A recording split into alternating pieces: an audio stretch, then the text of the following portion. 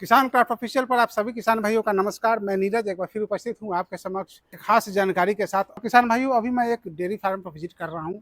Dairy farm का नाम है मनीषा डेयरी फार्म और ये आप देख पा रहे होंगे कंप्लीट देसी गाय का यहाँ पर पालन हो रहा है, साथ ही भैंस का भी पालन हो रहा है।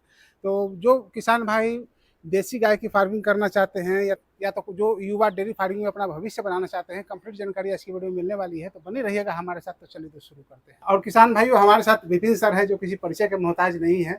स्वागत है सर हमारे यूट्यूब चैनल पर आपका। आपको भी बहुत बहुत स्वागत है नीरज बाबू। सर, जहाँ पर आज मैं वीडियो बना रहा हूँ उसका पूरा पता क्या है हमारे दर्शकों को बता दें। यह है परसा बाजार के नज़दीक आछे चक गांव है। अच्छा अच्छा। यहाँ पर मनीषा डेयरी फार्म करके है। जी जी। यहाँ पर अभी टोटल 30 जानवर हैं। अच्छा, गाय भी है और जिसमें गाय भी है और भैंस भी है। उसमें सभी दुधारू हैं। इसमें से कुछ गाय और भैंस जो है प्रेग्नेंट भी है और करीब करीब 25 जानवर ऐसे हैं जो मिल्किंग प्रोसेस में है। तो सबसे पहले फार्म विजिट कराइए हमारे दर्शकों को। आइए ना, फार्म विजिट कराते हैं। देखिए यह है उसका, हमने यहाँ पर चारे और दाने का व्यवस्था बना रखा है। स्टोर रूम सर है आपका? स्टोर रूम टाइप का है। इसमें भूसा और बिचाली, जी जी जी, ये दो चीज यहाँ भरे हुए हैं। और नीचे उधर सर चोकर का है, उधर चोकर का बोरा है, उधर दाने का बोरा है। जी जी। इधर एक रेडीमेड फीड बना आता है। अच्छा, ठीक है, भगवती एग्रो इंडस्ट्री करके है। अच्छा, उसी का ये फीड है, कैटल फीड है। बढ़िया है सर। हाँ, ये बढ़िया है। इसको हम लोग चोकर के साथ मिक्स करके जानवरों को खाने के लिए देते हैं। चलिए, अच्छी बात ठीक है। और आइए आपको मैं दिखाता हूँ। कंप्लीट सर यहाँ पर देसी गाय का ही फार्मिंग हो रहा है? यहाँ देसी गाय है, कुछ कुछ एक्जोटिक ब्रीड भी है, ज्यादा नहीं, 2-4 ही है। लेकिन अधिकांशतः देसी ब्रीड ही है। तो कौन सी देसी में कौन सी ब्रीड है सर? ये देखिए देसी में इधर ये गिर का ये है। अच्छा, ये जो अभी हमारे ये जो आप देख रहे हैं ये गिर नस्ल की गाय है। जी जी। ये अभी दूध दे भी रही है, लेकिन प्रेग्नेंट भी है। अच्छा अच्छा। ठीक है। ये यहाँ से ये गिर शुरू होती है, 1 2 3, ये तीनों गिर है। अच्छा अच्छा, ये 3 गिर है? हाँ, ये 3 गिर है। जी जी। और उसके बाद इधर साहिवाल है।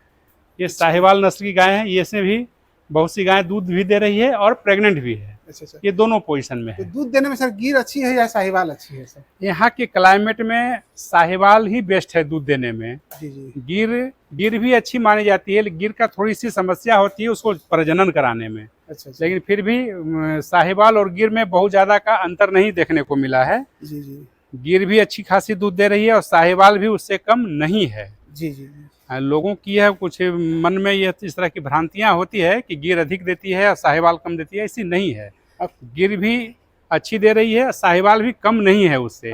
इधर देखिए, इसमें कुछ एक्जोटिक ब्रीड है, जैसे एक HF है और इधर 2 ये क्रॉस ब्रीड का है। ठीक है, देखने में तो क्रॉस नहीं लग रही है, क्रॉस है ना? हाँ, क्रॉस ब्रीड ये है। लेकिन 3 गाय ऐसी है जो कि ये देसी नहीं है, ये क्रॉस है। बाकी इधर हमारा सभी साहिवाल देसी है। और ये देखिए एक सफेद वाली ये थारपारकर नस्ल की गाय है। काफी कम नजर आती है सर। हाँ, ये कम है। इसको अपने घर के यूज के लिए लोग रखा गया है। दूध देने में ये थारपारकर कैसी है सर? दूध देने में थारपारकर ठीक है। साहिवाल से अभी इसकी जो रिजल्ट आई है ये उससे थोड़ी सी 19 है, लेकिन क्वालिटी दूध की अच्छी है इसकी। अच्छा अच्छा। इसकी दूध की क्वालिटी अच्छी है। प्लस ये गाय जो है इसको सर्दी गर्मी और किसी मौसम से ज़्यादा इसको फर्क नहीं पड़ता है, आराम से एडजस्ट हो जाती है सर। यहाँ एडजस्ट के लिए, यहाँ क्लाइमेट एडजस्ट में किसी भी प्रकार का, इन सभी गायों में किसी भी प्रकार का दिक्कतें नहीं आई है अभी तक। जी जी। अभी देखिए ये भी सब साहिवाल है। ये सभी साहिवाल गायें जो है दूध दे रही है। इस साइड में अभी हमारा देसी और कुछ मुर्रा नस्ल की भैंसें हैं। अच्छा अच्छा। तो ये तो सारी गायें हैं सर। गाय की संख्या कितनी है सर यहाँ पर? यहाँ पर गाय की संख्या अभी 22 से ऊपर है। जी जी। और बाकी इधर भैंस है। किस नस्ल की भैंस है सर यहाँ पर? यहाँ पर अभी 12 भैंसें हैं हमारे पास में। इसमें मुर्रा है और कुछ हमारे यहाँ का देसी ब्रीड है। अच्छा अच्छा। और इसमें कुछ मुर्रा नस्ल की भी भैंसें हैं। मुर्रा की काफी कीमत बहुत ज्यादा होती है सर। हाँ, मुर्रा भैंस की कीमत थोड़ी मिल्क में थोड़ी अधिक होती है और इसलिए चूंकि एक अच्छी उच्च नस्ल की भैंस है इसलिए उसकी कीमत थोड़ी होती है। मुर्रा, जाफराबादी, सूरती, ये सब भैंस की नस्लें हैं। जी जी। तो एक साथ यहाँ पर गाय की फार्मिंग हो रही है देसी? जी हाँ, एक तरफ है उधर गाय है। जी जी। उधर 24-25 गायें हैं और इधर 12 भैंस हैं। तो ये सभी भैंस जो है वो अधिकांशतः भैंस सभी दूध देने की परिस्थिति में सभी दूध दे रही है। सभी दूध दे रही है। इधर इनके बच्चे, हाँ, इन सभी गाय भैंस के जो बच्चे हैं उन सब के लिए एक अधर जगह बनाया हुआ है जहाँ पर गाय और भैंस दोनों के बच्चे हैं यहाँ पर। जी हाँ, इधर बच्चों का सेट है, इधर भैंस भी है कुछ, इधर बच्चे का सेट है। इधर हमारा स्टाफ रूम हो गया, एक भंडार गृह हो गया, जी जी। और मिल्क जब दूध निकलता है उसका यहाँ से वितरण किया जाता है, यहाँ से सेल भी की जाती है दूध। सर विजिट तो आपने हमारे किसान भाइयों को करा दिया कि जी। क्या कुछ व्यवस्था आपके फार्म में है। अब मैनेजमेंट प्रबंधन के विषय में बता दीजिए, जो किसान भाई इस फील्ड में आना चाहते हैं या जो युवा मित्र जो डेयरी फार्मिंग अपना भविष्य बनाना चाहते हैं, कैसे बनाएंगे सर, वो बता दीजिए। हमारा क्या मैनेजमेंट उनका होना चाहिए? देखिए नीरज बाबू, ये हमारा देश जो है वो कृषि प्रधान देश है। जी जी। यहाँ पर हम सभी किसान हैं। जो किसान बंधु डेयरी के क्षेत्र में आना चाहते हैं, अब उनको मैं बता दूं इसका प्रबंधन के बारे में। जी जी। डेयरी प्रबंधन यदि आपका अच्छा है तो ये बहुत ही एक बढ़िया व्यवसाय है, जिसको कि आप कहीं पर भी रह करके कर सकते हैं। कर सकते हैं। अभी रह गई देसी गाय का फार्मिंग। देसी गाय का फार्मिंग का उद्देश्य यह है कि दूध की क्वालिटी की, जैसे अभी हमारा एचएफ जो विदेशी नस्ल की जो गाय हैं, उनके दूध को A1 कहा गया है। जी जी। और हमारे यहाँ की जो देसी भारत नस्ल की जो देसी नस्ल की जो गाय हैं, जी जी। उसके दूध को A2 मिल्क कहा गया है। अच्छा सर, भैंस के मिल्क को क्या कहा गया है? देखिए बफेलो मिल्क का उसका एक अलग प्रक्रिया है। अच्छा अच्छा, वो अलग लेकिन नाम ही है। हाँ, एक उसका एक अलग ही है, क्योंकि उससे फैट वसा का मात्रा अधिक होता है। अच्छा ठीक अच्छा। है, उसका दूध का कण भी अधिक बड़ा होता है। जी इसके कारण भैंस का दूध का उपयोग अलग जगह पर होती है, लेकिन गाय के दूध को हमेशा एक अव्वल माना गया है कि बहुत से A1 और A2 मिल्क में प्रोटीन और वसा की मात्रा अलग होती है, जिसके कारण ये सुपाच्य अधिक होता है। जी जी। बहुत लोगों को A1 मिल्क नहीं पचता है, वहाँ पर A2 मिल्क उनको अधिक आसानी से पच जाता है, और ये सुपाच्य भी होता है और इसमें औषधीय गुण भी होता है, जी जी जी। जिसके कारण बहुत सारे लोगों को अब कहा गया है कि आप A2 मिल्क का सेवन करें। सेहत A2 के लिए बेहतर होगा। सेहत के लिए बेहतर है, बुजुर्ग के लिए, महिलाओं के लिए, बच्चों के लिए ये स्वास्थ्यवर्धक भी है। इसलिए A2 मिल्क का कीमत भी बाजार में अधिक मिलता है। तो देसी गाय का भोजन का प्रबंधन कैसा होना चाहिए सर? देखिए देसी गाय के भोजन का प्रबंधन बहुत ही आसान है। इसको सूखा चारा, हरा चारा और दाना, जी जी। ये सब चूंकि शहरी वातावरण में यदि आप कर रहे हैं तो वहाँ पर ग्रीन पाउडर की थोड़ी कमी होती है। जी जी। तो वैसी परिस्थिति में इसको हम लोग चारा के साथ साथ दाना की मात्रा को पूरा- थोड़ा बढ़ा देते हैं, पूरक आहार को थोड़ा बढ़ा देते हैं, जी जी। जिससे उसके हरे चारे की मात्रा की कमी जो है वो पूरी हो जाती है। जी जी। कुछ मिनरल्स उसके अंदर डाल देते हैं, थोड़ा नमक डाल करके इन मवेशियों को हम लोग चारा खिलाते हैं, चारा दाना खिलाते हैं, और स्वच्छ और ताज़ा पानी इसको पिलाते हैं। जी जी। और इसके सेहत में किसी प्रकार का फिर कोई कमी नहीं है, मतलब ये बहुत ही सेहतमंद होती है, जल्दी ये बीमार भी नहीं पड़ती है। मिल्किंग कैपेसिटी जो इसकी होती है वह विदेशी नस्ल की अपेक्षा थोड़ी कम होती है, लेकिन गुणवत्ता बेहतर होती है। लेकिन गुणवत्ता जो है उससे कहीं बहुत ज़्यादा ऊपर होती है, जी जी। जिसके कारण यदि देखा जाए तो जो A2 मिल्क या विदेशी नस्ल की गाय की कीमत, दूध का जो कीमत है वो 45 से 50 रुपये के रेट में बिक्री होती है, जी जी। और वहीं पर A2 मिल्क जब हम बिक्री करने के लिए जब जाते हैं तो 70 से 90 रुपये किलो तक यह बिक्री होती है। बिक्री के ऊपर सर एक बात और मैं पूछना चाहूँगा कि डायरेक्ट जो लोग सेवन करते हैं उनको देना लाभकारी है, या तो फिर जो सुधा वगैरह में जो अमूल के डेयरी में लोग देते हैं वो उसमें देना लाभकारी है?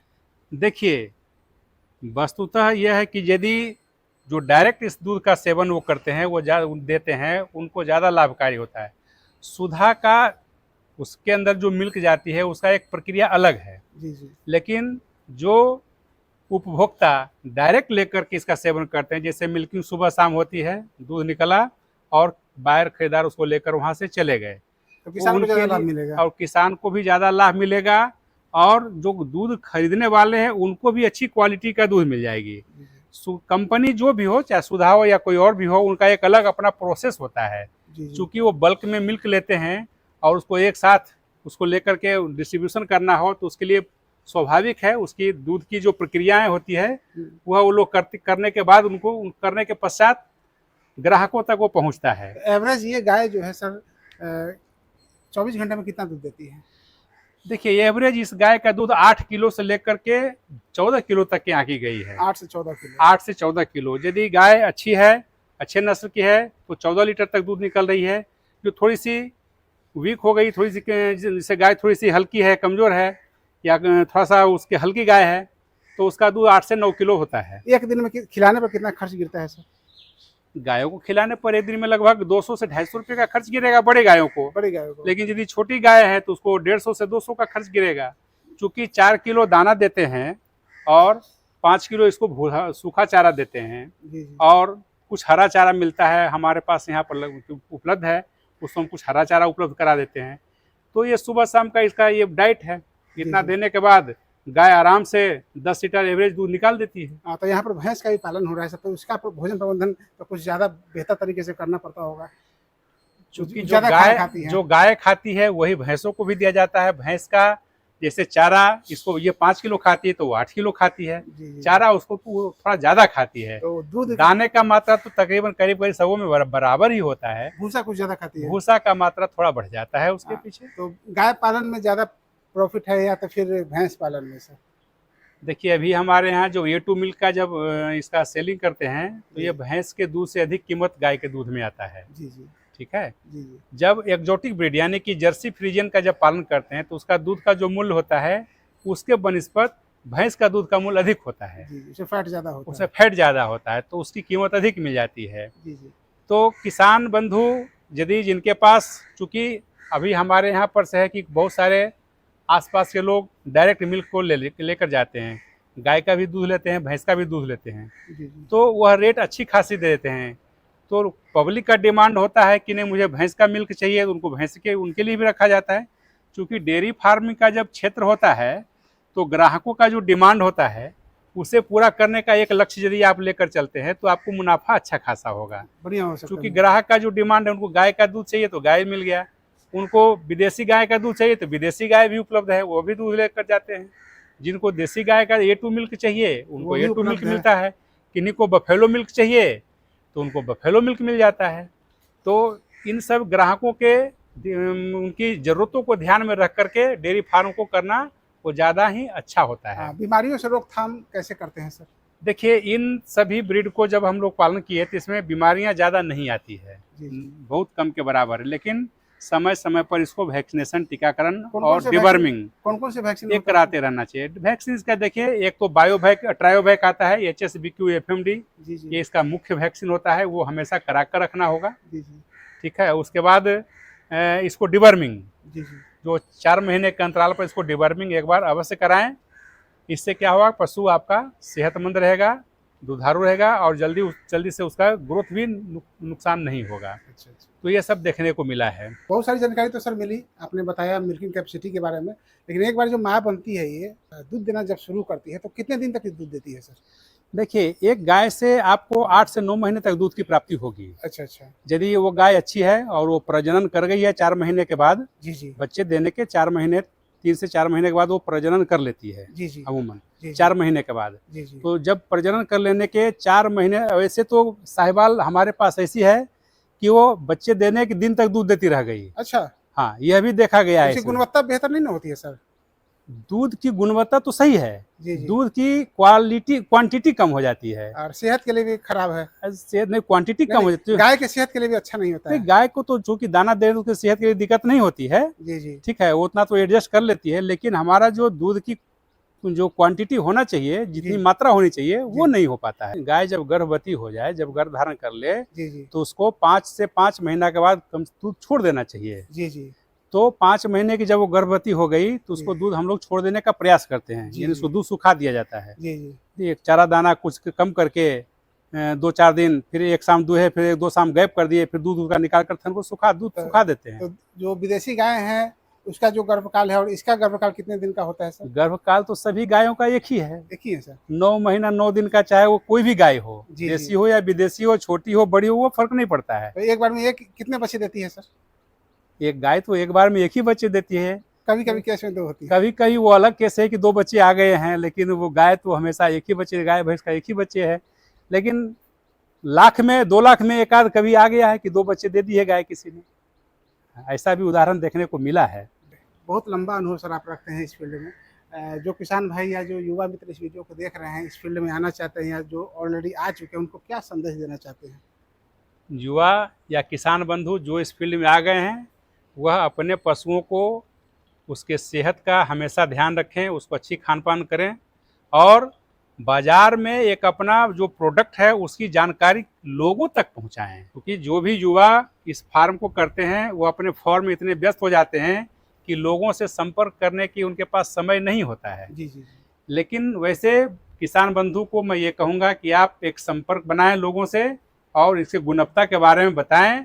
जो व्यक्ति A1 दूध का सेवन कर रहे हैं, अभी डॉक्टर भी प्रिस्क्राइब कर रहे हैं कि अब उसको धीरे धीरे बंद किया जाए, और A2 मिल्क जो भी हमारे किसान बंधु जो भी दूध का उत्पादन करते हैं या जो भी बायर हमारे जो दूध पीने वाले हैं उनको आप ये समझाएं कि जहाँ पर आप आधा लीटर दूध ये पीते हैं A1, वहाँ पर आप 250 ml ही दूध A2 मिल्क का सेवन करें, ज़्यादा लाभकारी उससे होगा। ज़्यादा लाभकारी होगा, सेहतमंद होगा, रोग प्रतिरोधक क्षमता इसमें अधिक है। चूँकि गाय भी हमारी सेहतमंद है, जब उसे किसी प्रकार का रोग नहीं होता है तो स्वाभाविक है उसके उत्पाद को सेवन करने वाले भी अधिक स्वस्थ होंगे।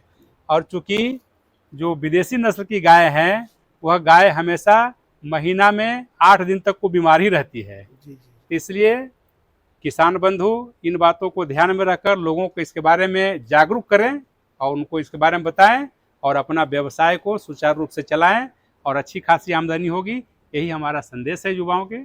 बहुत बहुत धन्यवाद सर। आपको भी। तो दोस्तों, आपने सुना सर की सारी बातों को। तो अगर डेयरी फार्मिंग में आपको उतरना है, भविष्य बनाना है, तो देसी गाय का पालन कीजिए, काफ़ी लाभकारी साबित होगा आपके लिए। तो साथ ही सर ने मैनेजमेंट कैसे रखना है, रोग बीमारी आएगी तो उसका कैसे बचाव करना है, भोजन पर कितना आपको खर्च करना है, प्रॉफिट कितना होगा, हर तरह की जानकारी सर के द्वारा दी गई। जानकारी कैसी लगी कमेंट करके जरूर बताइएगा। इस तरह का और भी अपडेट जारी रहेंगे, तो बने रहिएगा किसान क्राफ्ट ऑफिशियल पर। धन्यवाद।